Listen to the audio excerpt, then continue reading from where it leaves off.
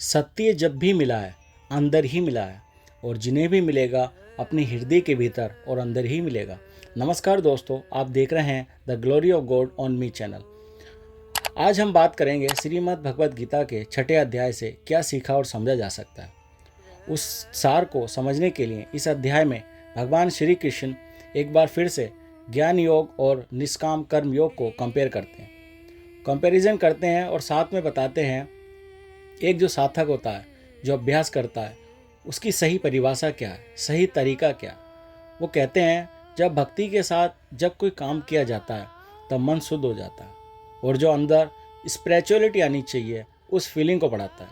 मन जब आपका शांत हो जाता है तब आप प्राथमिक से ऊपर वाली स्टेज में चले जाते हैं और अच्छे वाले साधक बन जाते हैं। भगवान श्री कृष्ण यह भी कहते हैं जो हमारी आत्मा है वही हमारी सबसे अच्छे मित्र है। अगर आत्मा का ख्याल नहीं रखा गया तो वह हमारी सबसे बड़ी दुश्मन भी है। इसलिए अपनी सोल के लिए अपना समय निकालना बहुत ज़रूरी है। ज़रूरी नहीं उसके लिए आप घर बाहर छोड़ के बाहर जाएं। आप घर पर भी रहते हुए, चैंटिंग करते हुए, मेडिटेशन करते हुए अपनी सोल का ख्याल रख सकते हैं।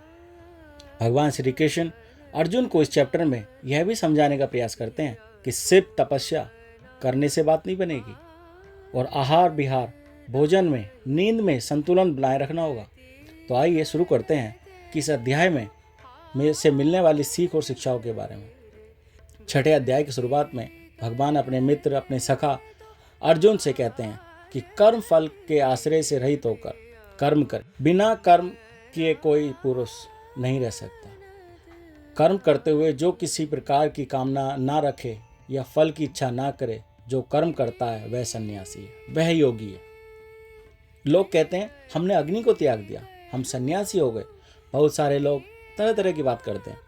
भगवान श्री कृष्ण यहाँ पर स्पष्ट करते हैं कि लोग ऐसा कहें मैं कि ज्ञानी हूँ, मैं सब जानता हूँ, मैं तो आत्मा हूँ, और कर्म ना करें, करने योग्य क्रिया ना करें, तो वो सन्यासी नहीं है। जिस काल में पुरुष ना तो इंद्रियों के भोगों में आसक्त हो सकता है और ना कर्मों में आसक्त होता है, उस काल में, उस समय में जहाँ पर संकल्प ही नहीं उठता, कोई इच्छा ही नहीं रहती, वह सन्यासी है। सन्यास जो है वो रास्ते का नाम नहीं है, वो मंजिल का नाम है। रास्ते में सन्यास नाम की कोई वस्तु नहीं होती। सन्यास की जो परिभाषा है वो ये है, आपने अपने जीवन में जितने संकल्प हैं वो ख़त्म कर दिए और जो इच्छाएं हैं सब खत्म हो गई हों, तब जाके नर या नारी, कोई पुरुष स्त्री जाकर तब सर्व सन्यासी बनता है। अब आगे श्री कृष्ण भगवान जीवन का सार समझाते हैं। हे अर्जुन, मनुष्य को चाहिए वो अपने द्वारा अपना ही उद्धार करे। जैसे मैंने पहले ही कहा है कि इंसान अगर गिरना चाहे तो राक्षसों से भी नीचे गिर सकता है, और अगर उठना चाहे तो देवताओं से भी ऊपर उठ सकता है। यही बात भगवान श्री कृष्ण अर्जुन को समझाते हैं कि इंसान को चाहिए, मनुष्य को चाहिए कि अपने द्वारा अपना उद्धार करे, अपनी आत्मा को अधोगति में ना पहुंचाए। लोग कहते हैं कि एक नरक है, पाताल है, बहुत बड़ा गड्ढा है। ऐसा नहीं है। नरक का मतलब है जो दूसरी योनियां हैं, जिसमें पशु पक्षी जंतु हैं, अपना आत्मा को उस फेर में ना फंसा दे। जो मनुष्य अपने से का जीवन मिला है उसमें अपनी आत्मा का उद्धार करे, क्योंकि यह वो जीवात्मा है, यही हमारा मित्र है और यह हमारा शत्रु भी है। यह कब मित्र बनता है और कब शत्रु बनता है, इस पे भगवान श्री कृष्ण आगे एक्सप्लेन करते हैं। जिस भी पुरुष द्वारा, नर या नारी द्वारा मन और इंद्रियों सहित अपने शरीर को जीत लेता है, उसके लिए उसकी जो आत्मा, जो सोल होती है, वो दोस्त बन जाती है। और जिसने अपने मन और इंद्रियों को नहीं जीता, उसके लिए जो आत्मा है वो शत्रु होती है, वो फ्रेंड नहीं होती। क्योंकि श्रीमद् भागवत गीता में लिखा है कि इस आत्मा को ना शस्त्र काट सकते हैं, ना अग्नि जला सकती है और ना वायु सुखा सकती है। हम लोग इस बात पर ध्यान नहीं देते कि आत्मा अधोगति में भी जाती है, आत्मा का उद्धार भी होता है। इसके लिए जो कार्य कर्म वाली प्रतिक्रिया है, जिसे यज्ञ कहा गया है, विश्वास का ध्यान है, भजन है, उसको करके हम वो अचीव कर सकते हैं जिसे मोक्ष कहा जाता है। जो आत्मा आपका साथ देती है, जो अनुकूल होती है और जो आपके फेवर में होती है, उसके सिम्टम्स बताते हैं, लक्षण बताते हैं। सर्दी, गर्मी, सुख दुख, में जिसे मनुष्य का मन अच्छी तरह से शांत हो गया है, ऐसे जो पुरुष हैं, जो नर नारी हैं, वो परमात्मा में हमेशा स्थित हैं, कभी अलग नहीं होते। जिसने अपने मन को, इंद्रियों को जीत लिया है, जिसकी इच्छाएं शांत हो गई, यही वो अवस्था है, आत्मा के उद्धार की अवस्था है। अब बताते हैं ध्यान करने का सही तरीका क्या है। आप मेडिटेशन करना चाहते हैं, योग अभ्यास करना चाहते हैं, भजन करना चाहते हैं, तो क्या सही तरीका है, किस तरह से बैठना चाहिए, किस तरह का आसन होना चाहिए, इस छठे अध्याय में सब कुछ समझाते हैं। शुद्ध भूमि में अपनी जगह को साफ करके उसमें रेशमी ऊनी वस्त्र तकत है उसको बिछाकर अपने आसन को ना तो ज़्यादा ऊंचा रखना है और ना ही ज़्यादा नीचा, स्थिर स्थापित करना है। कहने का मतलब भूमि को साफ सफाई कर चटाई बिछा लीजिए और वहाँ बैठ कर के अपने मन को एकाग्रित करना है। बताते हैं कि अपने शरीर को, गर्दन को सीधा रखना है, जैसे कोई पटरी खड़ी कर दी हो उस तरह से सीधा होकर बैठ जाना है। नासिक जो नाक है उसके सामने वाले भाग के तरह सीधा देखना, लेफ्ट राइट नहीं देखना, दाएं बाएं नहीं देखना।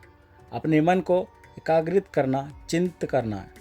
और जब आप ध्यान में बैठ गए, उस आसन पर बैठ गए, अपने मन को स्थिर कर लिया हो, तब इस अवस्था में जो बाहर के स्पर्श हैं, मन और इंद्रियों का बाहर ही त्याग करके प्रभु चिंतन में, ब्रह्मा चिंतन में मन को लगाना है। और जब अपना ध्यान प्रभु में लीन हो गया तो बाहर की स्मरण नहीं होना, आपको बाहर के विचार नहीं आएंगे। आगे भगवान श्री कृष्ण बताते हैं आहार विहार, भोजन के बारे में, नींद के बारे में संतुलित करने के लिए जो दुखों को नाश करने वाला जो योग है, उसके लिए उचित आहार विहार छोड़ना होगा, संतुलित के साथ आगे बढ़ना है। जैसे जो संतुलित सोता है, जो संतुलित जागता है, उसी प्रकार संतुलित के साथ आगे बढ़ते हुए अगर आप ज़्यादा भोजन करेंगे तो आलस्य आएगा, निंद्रा आएगी, फिर आप मेडिटेशन नहीं कर पाएंगे और आपकी इंद्रियां कमज़ोर होने, शरीर कमज़ोर हो जाएगा, फिर आप बैठ नहीं पाएंगे। श्री कृष्ण कहते हैं ऐसा नहीं है आप घोर तप में चले जाएं, संतुलन बनाए रखना है, इस शरीर को भी आपको साथ लेके चलना है। वो कहते हैं जिस अवस्था में योग के अभ्यास से लगातार प्रैक्टिस करने से आपके ये जो भागता है वह रुक जाता, विलीन हो जाता, मिट जाता, इस अवस्था में उस स्टेज पर जाकर के आत्मा को देखते हुए पराकाष्ठ हो जाता। एक बार फिर श्री कृष्ण अपने सखा, अपने मित्र को मोटिवेट करते हुए कि मनुष्य को चाहिए जो उत्पन्न हो रही इच्छाएं उनको त्याग करके मन से इंद्रियों को सब ओर से बस में करके धीरे धीरे आपको जाना है। आप ऐसा नहीं है कि सोचें कि आज हम ध्यान में बैठें और कल हमें मिल जाए, ऐसा नहीं। It's a slow process, life is process, okay. धीरे धीरे जाना होगा। मैंने जो 4 स्टेज बताई हैं उसको फॉलो करके तब जाकर आप कहीं ऊपर वाले स्टेज तक पहुंच सकेंगे। आप निरंतर चलते रहिए, रुकिए मत। अगर आप रुक गए तभी दिक्कत हो सकती है। लेकिन बहुत सारे लोग कहते हैं जब हम ध्यान में बैठते हैं तो ध्यान में, मेडिटेशन में, तो हमारा मन इधर उधर भागता है, पता नहीं कौन कौन से विचार आने लगते हैं। इस बात पर श्री कृष्ण भगवान ने कहते हैं ये जो विचार हैं, जो स्थिर ना रहने वाला चंचल मन है, जिस जिस वजह से संसार में जा रहा है उस वजह से रोक कर उसे वापस लाना और फिर से उसे इसी ध्यान में लगाना। लोग कहते हैं मन जहाँ जा रहा है जाने दो, प्रकृति में ही तो जा रहा है, प्रकृति भी तो प्रभु के अंदर ही है। ऐसा नहीं है। भगवान श्री कृष्ण कहते हैं यह गलत है। मन जो जहाँ जहाँ जा रहा है आप उस थॉट से वापस लेकर आइए, उसे ध्यान में लगाना है, अपने मन को रोकना है, उन थॉट्स को रोकना है जो बाहर से आ रहे हैं और उन थॉट्स को भी रोकना है जो अंदर से बाहर की तरफ जा रहे हैं। श्री कृष्ण कहते हैं जो पाप से रहित है, जिसके आसपास अब पाप नहीं है, जो चल रहा है वो सुख के साथ और ब्रह्मा की प्राप्ति के साथ अनंत आनंद की, असीमित आनंद से उसकी अनुभूति करता है। इसलिए भजन, मेडिटेशन, ध्यान, योग, अभ्यास जो आप कहना चाहते हैं कहिए, वो कंपलसरी है, वो करिए क्योंकि वो अनिवार्य है। इस अध्याय में एक सवाल उनके सखा, उनके मित्र जो अर्जुन हैं वो पूछते हैं, श्री कृष्ण योग करते हैं, ध्यान करते हैं, अगर किसी का मन भटक जाए, हालांकि उसका श्रद्धा है, लेकिन अगर उसका मन भटक जाए तो ऐसा वो पुरुष, नर या नारी, उस रास्ते पर चला था और बीच में भटक गया, कहीं वो छिन्न भिन्न तो नहीं हो जाता, उन बादलों की तरह जो छोटी बदली आती हैं, खो तो नहीं जाता। इस प्रश्न का उत्तर देते हुए भगवान श्री कृष्ण कहते हैं, जो रास्ते से भटक गया था, जिसका मन चंचल हो गया था, जो योग भ्रष्ट हो गया था, वो सार्थक अगले जन्म में जिन वासनाओं को लेकर भ्रष्ट हो गया था, जिन इच्छाओं की वजह से वह रास्ता भटक गया था, जो इच्छाएं बीच में आ गई थीं, अगले जन्म में उन इच्छाओं को पूरी करके प्रभु वापस उसी रास्ते पर उसे ला देते हैं। इस बात का विश्वास भगवान अपने मित्र अर्जुन को देते हैं और हम सबको भी यह बताते हैं कि कहीं हम भटक तो नहीं जाएंगे, हम वापस उसी रास्ते पर आ जाएंगे। लेकिन ध्यान रखिए, विचार कीजिएगा कि आप उस रास्ते पर चलते हैं, अपने मन को चंचल ना होने दें। और अंत में भगवान श्री कृष्ण कहते हैं, तपस्वियों से योगी श्रेष्ठ है, ज्ञानियों से भी योगी श्रेष्ठ माना गया, कर्मियों से भी योगी श्रेष्ठ माना गया। इसलिए अर्जुन, तू योगी बन। तपस्वी मन सहित इंद्रियों को इस योग में तपाता है, हालांकि इसमें योग ढला नहीं है। कर्म योगी उसको डिफाइन करते हैं। कर्म योग ना तो अपनी शक्ति समझ करके आया है और ना ही समर्पण के साथ आया, वो तो बस इसलिए है वो कर्म ही कर रहा है। ज्ञानी हो तो ज्ञान मार्ग वो सब कुछ समझता है, उसके लाभ हानि की जिम्मेदारी उस पर होती है, उस पर दृष्टि रख कर के चलता है। और योगी होता है वो पूरे समर्पण के साथ कि प्रभु आप ही देखें, आप ही संभालें। इस थॉट के साथ ही मैं मेडिटेशन के लिए आता हूँ, योग के लिए आता है, ध्यान के लिए आता है और उसकी जिम्मेदारी वो भगवान लेते हैं, इसलिए उसे सर्वश्रेष्ठ कहा गया। आई रियली होप कि आप समझ पाए होंगे कि आप घर बैठ कर के कैसे मेडिटेशन कर सकते हैं, कैसे ध्यान कर सकते हैं, कैसे अभ्यास कर सकते हैं और कैसे अपने आप को एक सही रास्ते पर लेके जा सकते हैं। दोस्तों, आपको ये श्रीमद् भगवत गीता के 6ठे अध्याय की ये व्याख्या कैसी लगी, हमें कमेंट करके ज़रूर बताएं। अगर इस वीडियो में हमसे कोई त्रुटि या गलती हो गई हो तो हम क्षमा प्रार्थी हैं।